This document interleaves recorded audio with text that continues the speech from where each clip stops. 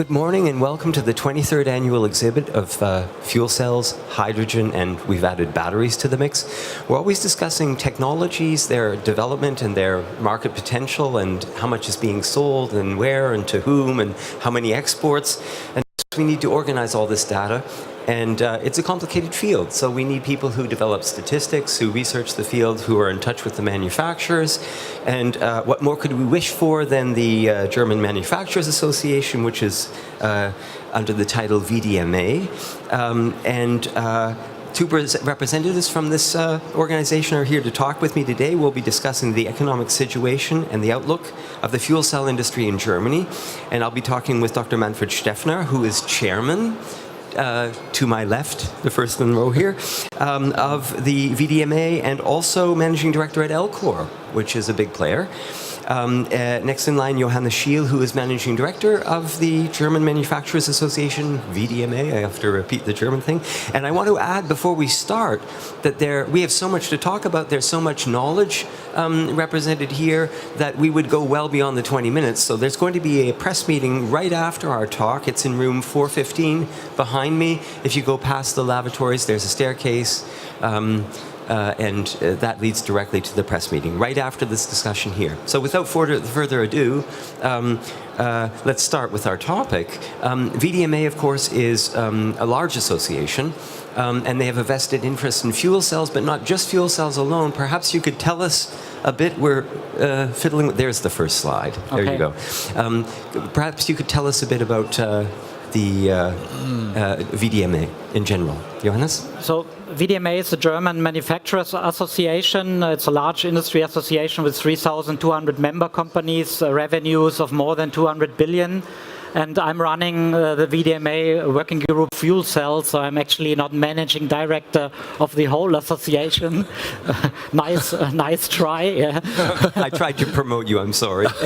but I'm running the fuel cell working group, which is a large group of fuel cell manufacturers and fuel cell component suppliers, and even some research institutes who are active in the fuel cell field.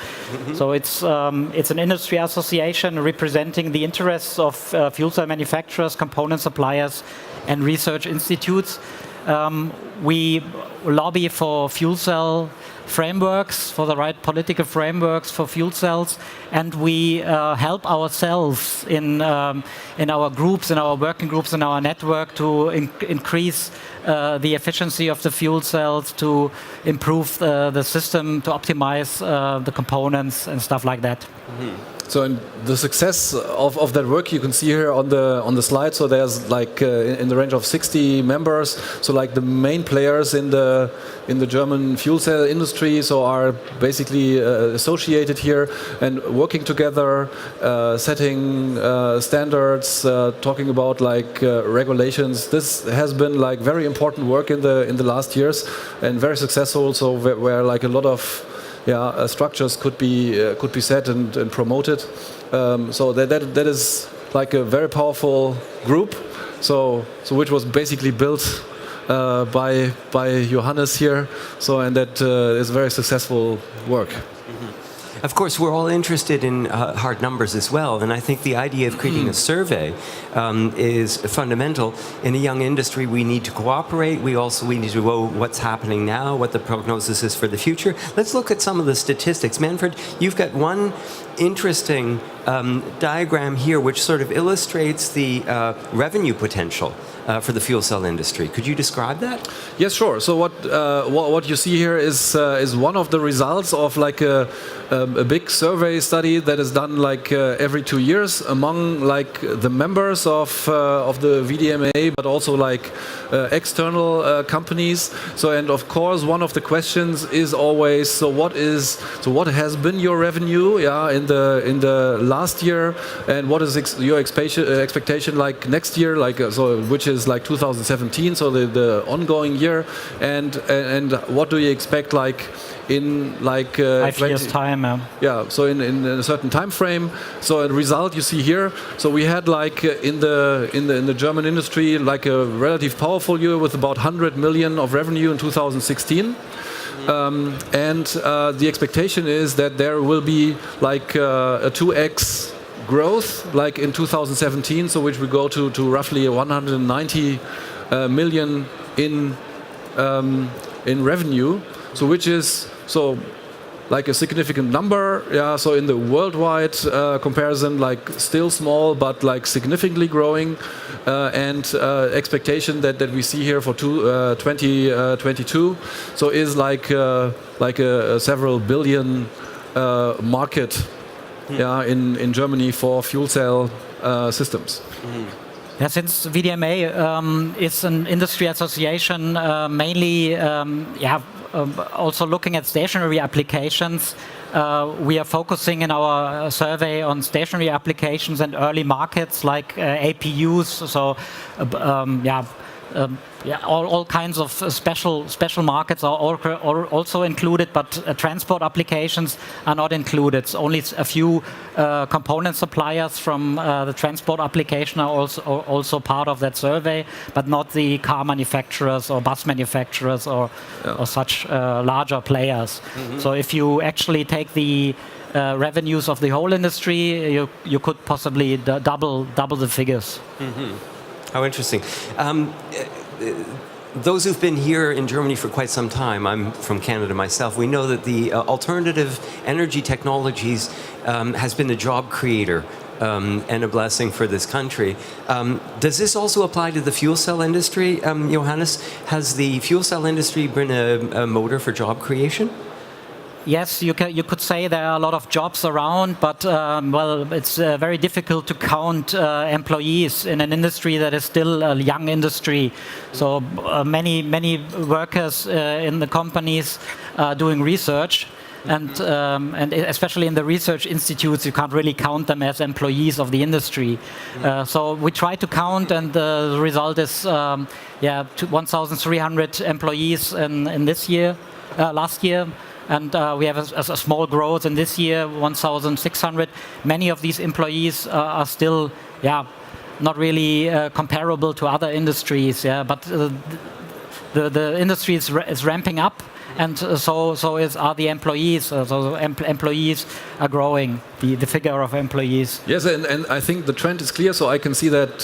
So in my own company, so we have, like in the last years, grown significantly in employees, like over 100 now. And so if we count basically also like employees at like in companies that supply important components, so we see like a clear and stable trend also like in increasing number of employees in the companies. Yeah, you could compare these figures to other industries potentially. For instance, the wind industry is a very strong industry with 20 years growth of heavy growth, and there we, as an industry association, we calculate that around 55,000 employees are working in our industry.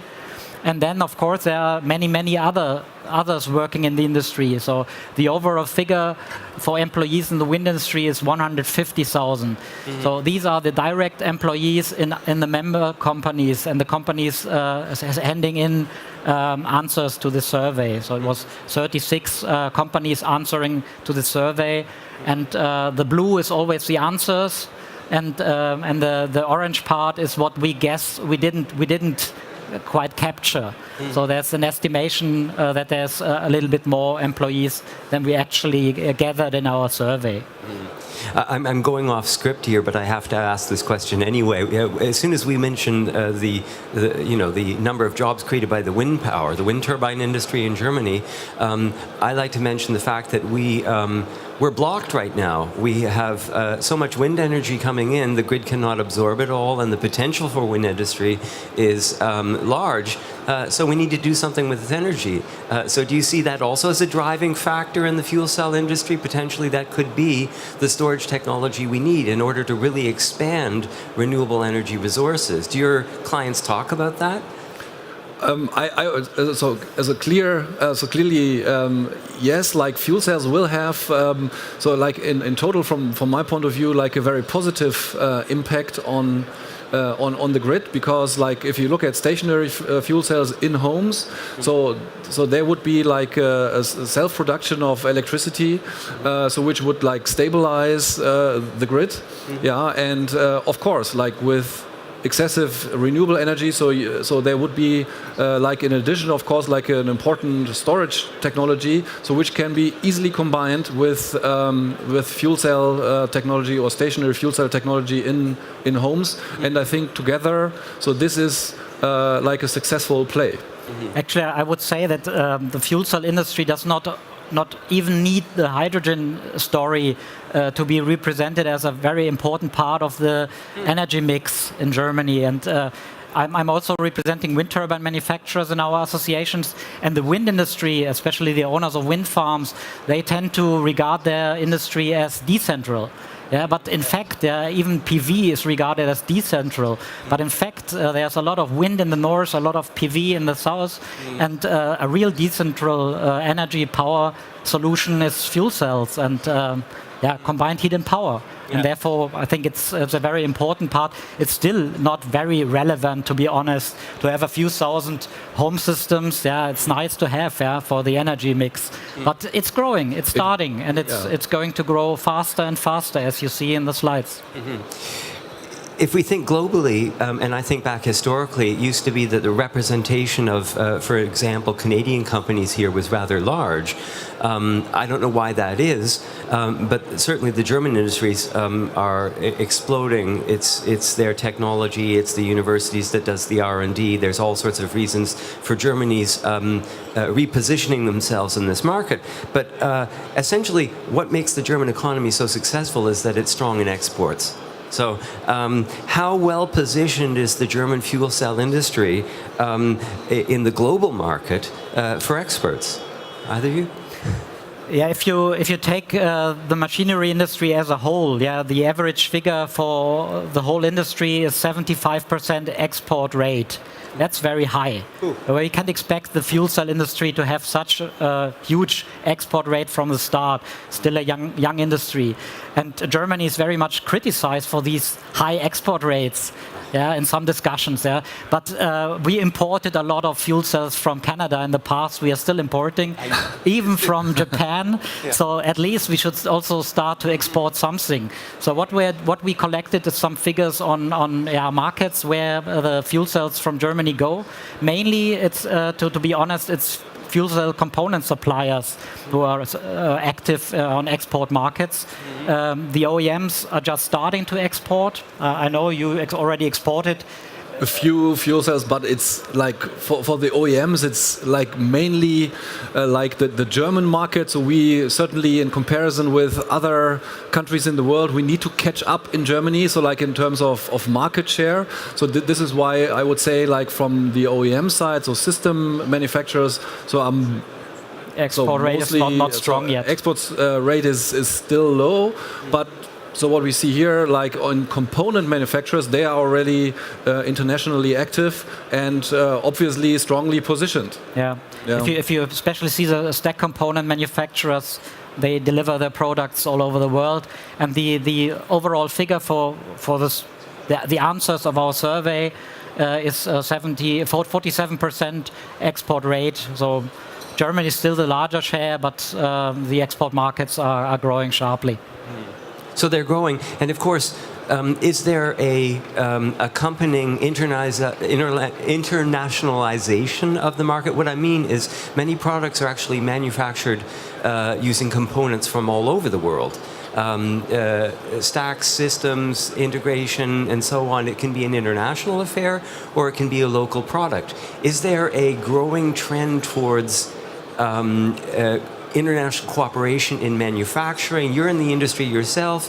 Is it really a local product that you're producing, or does it involve foreign input and foreign components? So of course it has. So it is. So what we build as Elcore for our product is like a quite international supply chain already. So. Having said that, like core and main components, like the core component of the fuel cell, so is manufactured in Germany. So that's our technology.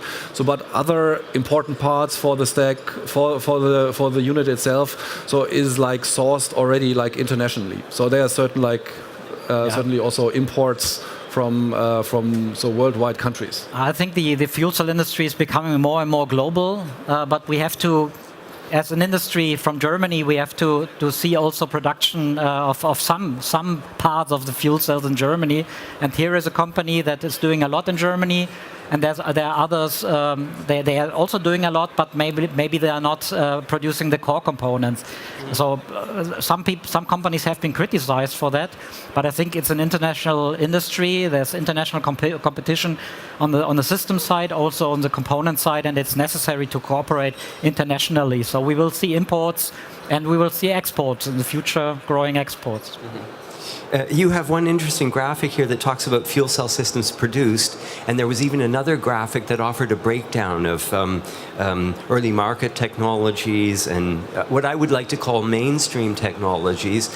And this is a very broad and general question. 17 years ago when I started working here, a lot of the products we saw were like, oh, a unit operating with sodium borohydride, producing hydrogen for the military, 3 watts, it's portable, very limited applications. Then we had sort of interesting commercial products like forklift trucks. That is, they had a niche market. It was still a niche market. It's very, very functional for people who have a postage system and they need to use the forklift trucks indoors, and it's better than batteries and so on. That's wonderful because they actually have a market. But we're moving towards like what I'd like to call a mainstream market. That is, units in commercial houses, I should say residential houses. This is an entirely different dimension. So do you have any statistics that show us the shift from small apps, auxiliary power units, the breakdown, and where the growth is coming, and what we can forecast about the mainstream products, which is when the volume really happens? Is that easy to compress into a few minutes? So it's certainly not so easy to compress it in such a slide. So it needs certainly some words around it. But as you described it, it's certainly right. And the reason behind it is that, of course, we are coming in the fuel cell industry so from like small manufacturing volumes, high cost of the fuel cell, and of course in the early situations and early markets, people and companies needed to find like the right applications that like could afford fuel cell technology in their applications, and that's why it was like certainly good to have like forklift trucks, which is like a really very powerful and successful application. Other applications like remote electricity supply as well. So what we clearly see is that like the number of, so as you call it, mainstream applications, let's say like stationary fuel cells with like natural gas supply, so which basically in Germany 50% of the households have, so are like growing and adding to here like the total number of fuel cells. And so when you look at that slide, certainly like the growth in mainstream applications, so let's say like in stationary fuel cells, is like certainly over proportional in that graph. So what is also important to mention, like total number of fuel cell systems sold in Germany, so is expected to be like close to 10,000, 8,500. So this year. And so this is already like a significant number. So what you can say, like based on that number, is that like the fuel cell industry or fuel cell products so have been accepted in Germany now. So and this is like a strong basis for the growth in the next years. So we are presenting these figures every 2 years. So it's a biannual survey. And in the last 2 versions, we presented figures, similar figures, also for the future. But in the past, it was mainly one company producing these large figures. And now it's many companies, and it was one company mainly with auxiliary power units. And now we have several companies mainly with, the share of the figures, almost half of it is already from heating. From the home power market, and this market is growing. So in Germany, stationary applications the figures from stationary applications are growing, whereas APU are growing also, but not as sharp. So from these 147,000 our members and companies answering the survey, almost 20 to 30,000 are auxiliary power units, and the rest is mainly stationary, and some are auxiliary power units for transport applications or smaller transport applications. So that's around this, about the spread. If you look at it internationally, the spread is different. Yeah? The transport applications dominate already, concerning not the units, but the megawatts, definitely. It's interesting for me, the statistics, depending on how you want to discuss the growth, you could talk about kilowatt hours, or not kilowatt, kilowatts of cells operating, or the number of systems, and you prefer the systems in order to indicate the growth. It's not it's the number of systems that. Yeah, of course, for an industry association representing other power industries like the wind industry or the manufacturers of engines, we are used to count in megawatts. Certainly, yeah. It's of course it's interesting to count turbines, but the real story is megawatts. But if you are in a market with very small systems, yeah, for instance 300 watt, 700 watt systems, yeah, it's not worth counting kilowatts or megawatts. Yeah. So at least you need both, because like the power ranges that are represented in the industry are so different. Yeah. So that it is so you cannot put it in basically one representative slide. So that's why you, I think, need to talk about like number of systems and like also like the number of megawatts. Yeah. So like growth in megawatts is like in the same range, yeah. So but with like a few large installations in Germany, so like the trend is the same, but like in percentage-wise, is a little bit different. Yeah. There's so much we can do with the statistics, but we shouldn't forget that growth means also change. And just in terms of change here, we have a big change to announce. Johannes Schiel will be leaving VDMA. And you've got a replacement, I hear, and you'd like to pass the proverbial baton, which is in this case a fuel cell, onto your next person. Yeah, I think fuel cell industry and fuel cell business is a marathon. So it takes time to run. And I was running for 13 and a half years now, and I was running fast. But now I'm getting a little bit tired, so I have to find someone.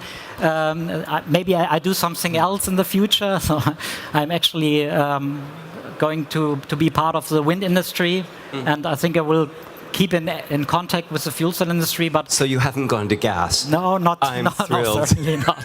So fuel cells and hydrogen will also be a topic for me in the future. But I wanted to present my successor, and I wish you all the best for the rest 29 kilometers in this marathon. So Gerd Krieger is going to be managing director of VDMA Fuel Cells from now. So, welcome to the team, and of course we'll be expecting you up on the stage next year to continue this conversation. Thanks. Thank you.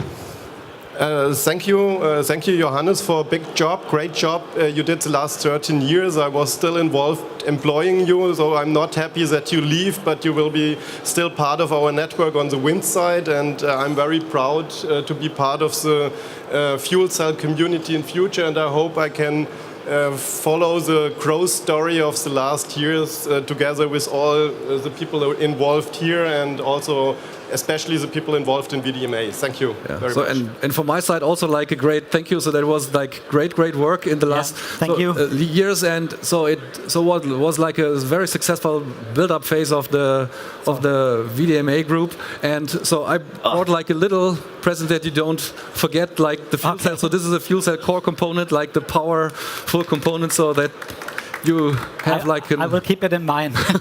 So it was a pleasure for me to work with you, and all of you. Wish you all the best. Thanks. So, yeah, thank you all. I'd like to remind you that there's going to be a press meeting right behind us in room 415. The conversation continues there with more statistical information. Gerd Krieger, welcome to the team. I've been talking also to Dr. Manfred Stefener, who is the chairman of VDMA. Fuel cells. Fuel cell group.